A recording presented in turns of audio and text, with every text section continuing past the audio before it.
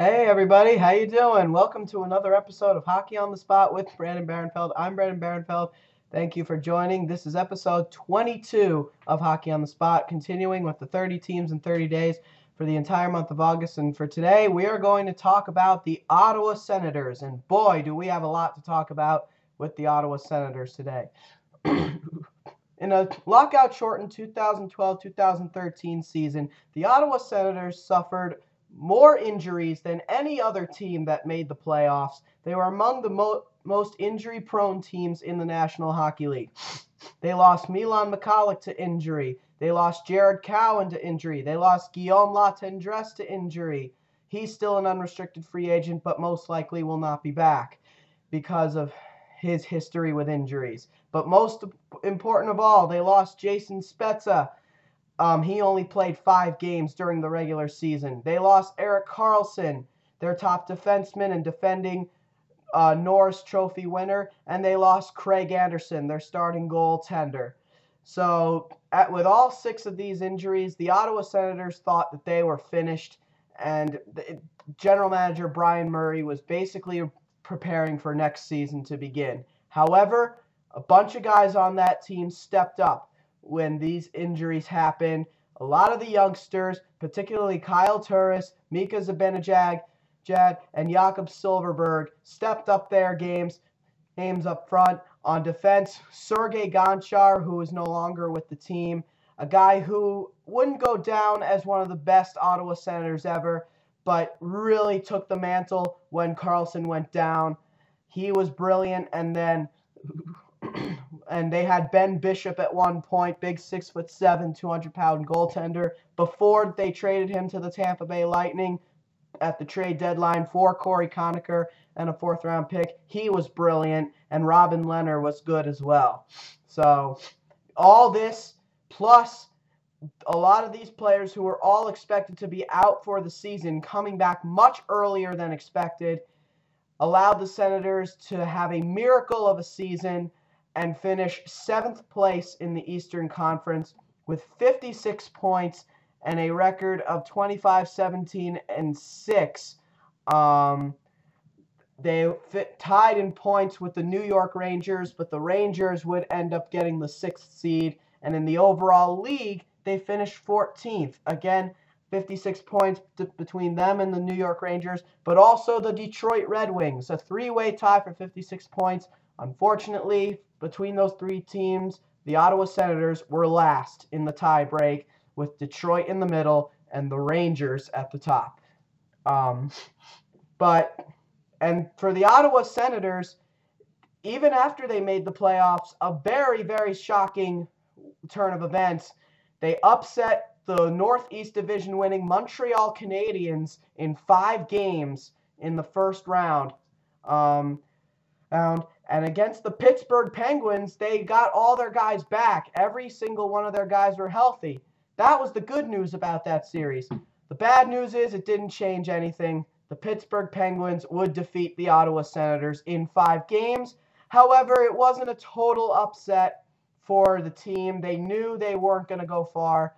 And it was just a good feeling to win their first playoff series in 6 years and even get to that point with all the injuries. Because of this, head coach Paul McLean was awarded the Jack Adams Trophy as Coach of the Year for giving his team a reason to believe. And also, the Ottawa Senators did re-sign a bunch of guys, mostly prospects, mostly their top prospects, like Mark Borowiecki was re-signed, David Jasinski, he was re-signed, Stefan DaCosta was the most recent one. They had a bunch of other guys they re-signed, most notably Eric Kondra and Patrick Wierkosh. But probably the most important re-signing of them all, the Jack Adams winning coach, Paul McLean, who was re-signed to a 3-year contract after the kind of season he had as head coach. So, a very miracle of a season, I guess you could kind of say, in Ottawa. It absolutely was. However, that didn't mean that they weren't going to go out and have a busy yet interesting offseason. It definitely was an interesting one. Like I said before, Guillaume Latendresse is still an unrestricted free agent. He was one of the guys hurt but came back. He will not be back in an Ottawa Senators uniform. They also lost a couple other guys like Hugh Jessamine, who played for the Binghamton Senators last year. He is now in the KHL. Mike Lundin, who was a big part of their blue line last year, he is not yet signed with a team, but he is not going to be back in Ottawa solely because of the amount of clogging they have on defense and the youngsters coming up. Peter Regan, another guy who had a history of injuries, he is also gone. He signs with the New York Islanders, hopefully for a fresh start. And defenseman Andre Benoit, who was also one of their regulars last year, a 29-year-old who played very well. He signs over with the Colorado Avalanche.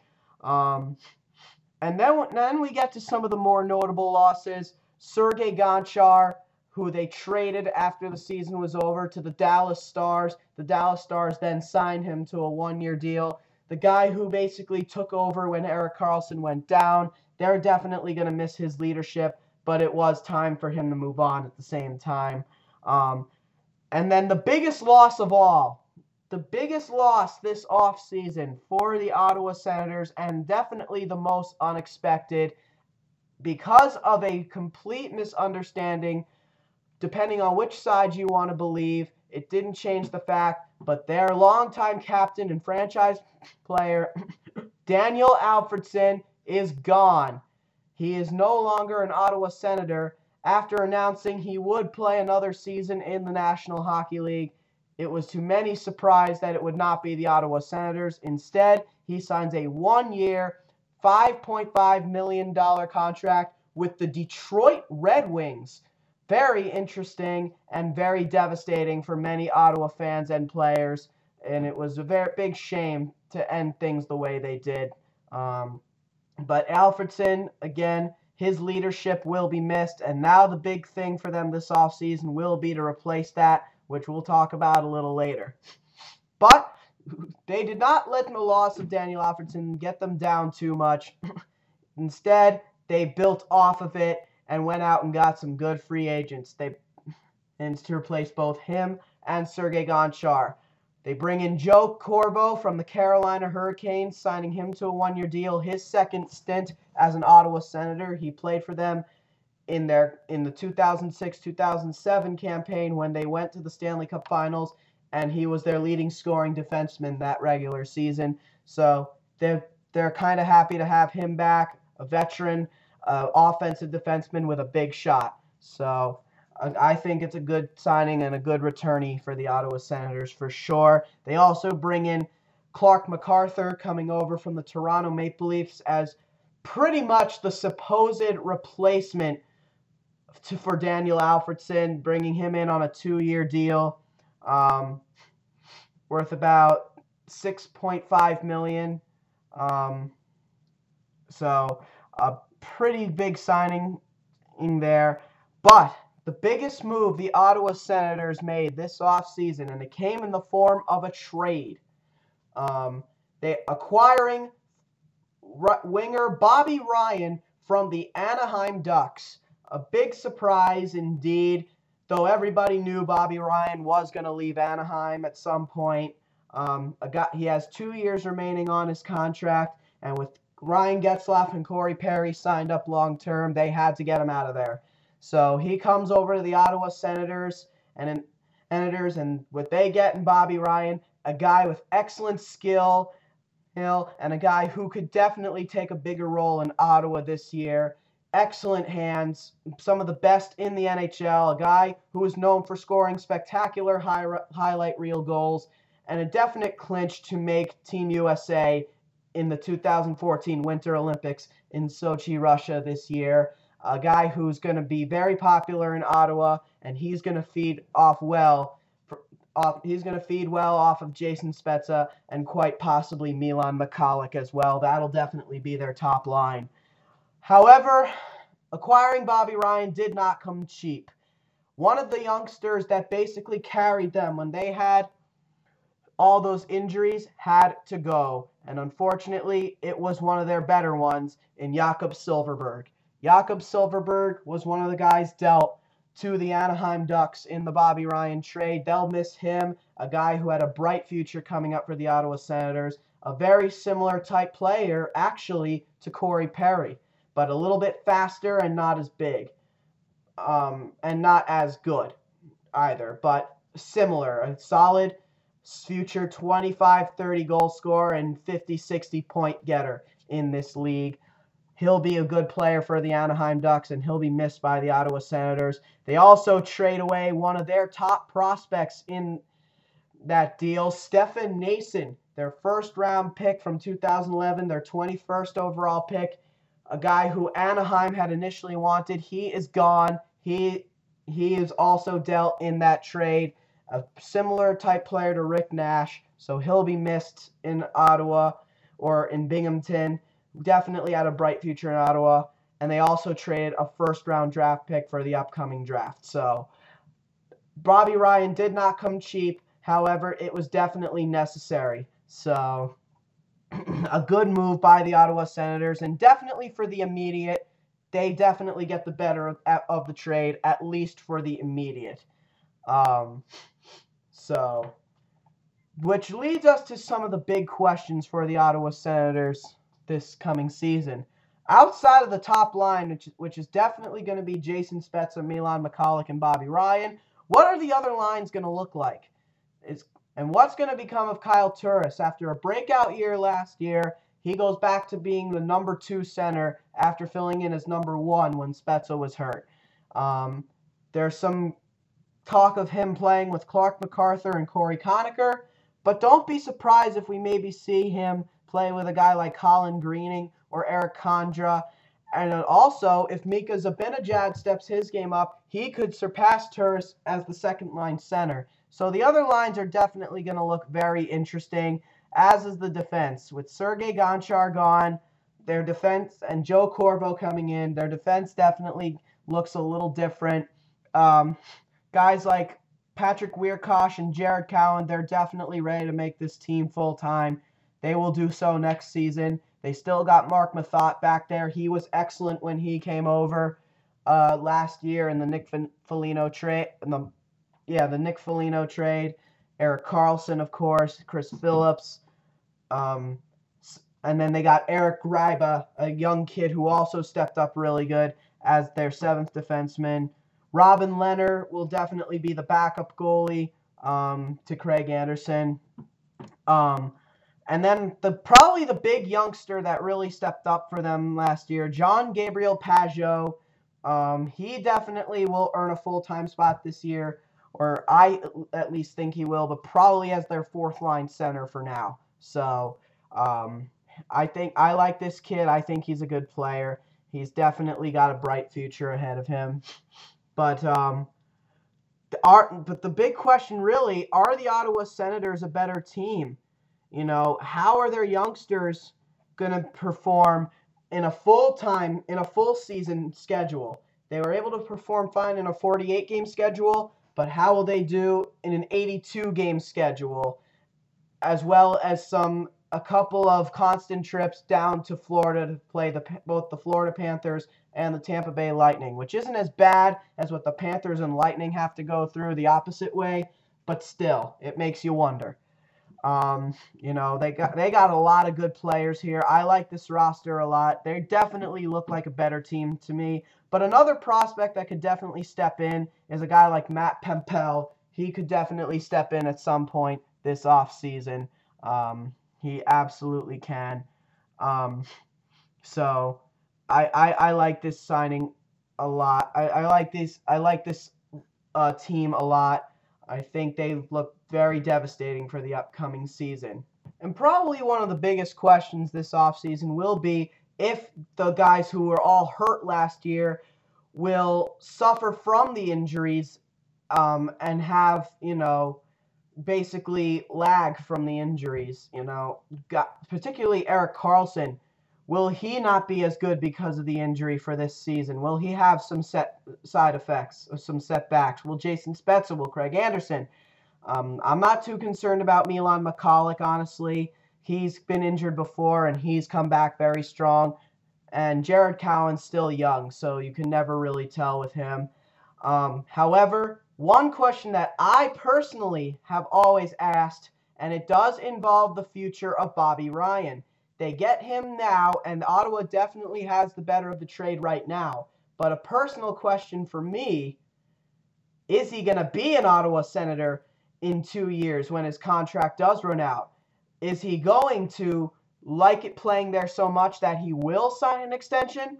Or when his contract runs, will he purposely not talk about a contract extension, wait until unrestricted free agency and then of next year, and then on the first day of it, take a 100-meter sprint right to Philadelphia and sign a big, luscious contract with the Philadelphia Flyers, the team he's always wanted to play for growing up, the team he always watched growing up, and a team that's had a lot of interest in him. That's really the big question involving all this. So Ottawa better get the best of Bobby Ryan now, because they don't know if he's still going to be there in 2 years. It's definitely possible that he still wants to be a Philadelphia Flyer, and in 2 years, he could make a dart right for Philly. It would not surprise me at all.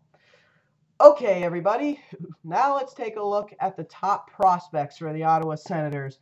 For the Ottawa Senators, a pretty solid prospect pool. Again, though, it did take a bit of a hit with the losses of Jakob Silfverberg and Stefan Noesen, which is why it is not as impressive as the Montreal Canadiens prospect pool, and so far it is the weakest prospect pool in the New Atlantic Division, which isn't saying much because it's still pretty solid. But the other 5 teams so far, the Boston Bruins, Buffalo Sabres, Detroit Red Wings, Florida Panthers, and Montreal Canadiens, to me, have a better pool than them. But they do have some good prospects. Robin Lehner's their top prospect. Matt Pempel's number 3. John Gabriel Peugeot, number 4. Shane Prince on there. They have a lot of guys on here. Some of the guys who they re-signed are on here. But the one prospect on this list that has always caught my eye, without a doubt, is their number 2 prospect, defenseman Cody Ceci. Cody Ceci is your prototypical offensive defenseman, and in the future, a guy who could definitely be the next Erik Karlsson in Ottawa. A big Ottawa Senators fan growing up, former member of the Ottawa 67s before getting traded late in the year to the Owen Sound Attack, and had a rough start to this season, but really picked it up after the trade. And when he got called up to Binghamton for a few games, he dominated. He absolutely dominated. So this is a kid who, within a year, he definitely needs 1 more year of development, but after 1 more year, when guys like Joe Corvo and Chris Phillips, when their contracts run out at the end of the year, Chris Phillips is a free agent at the end of the year, he definitely could replace one of them, and he'll definitely be ready to play in the NHL by next year. So it's a good situation for the Ottawa Senators, and a good situation for the 15th overall pick of the 2012 NHL entry draft to be in. Now, the player on this Ottawa Senators team that needs to be good this season in order for them to be a playoff team, no question whatsoever, has to be Corey Conacher. Why I say Corey Conacher? After being a stud in Tampa Bay, when he came over in the Ben Bishop trade, he did not perform well at all, and he was scratched a bunch of times in the playoffs. He's going to be trusted as a top 6 forward at least to start the year. And if that's going to happen, and if that's going to stay that way, he needs to get back into form and be like he was when he was with the Tampa Bay Lightning as their top prospect. He may be a small guy, but he's a great player in my opinion, and he has this potential. Overall, are the Ottawa Senators a playoff team? Absolutely. They definitely are a playoff team. They're definitely a lot better than some of the teams in this division right now. And they're only growing and they're only getting better. So, yes, this is a playoff team. They have the offense, they have the defense, they have the goaltending, and they have the young core. They are a playoff team, and Bobby Ryan's definitely going to make sure of that. And with Jason Spezza most likely becoming the captain, I think they're in good hands. All right, guys, that'll do it for episode 22 of Hockey on the Spot. Join me again tomorrow when we talk about the Tampa Bay Lightning. So until then, this has been Hockey on the Spot with Brandon Barenfeld. I'm Brandon Barenfeld, and see you again tomorrow. Thank you, and have a great day.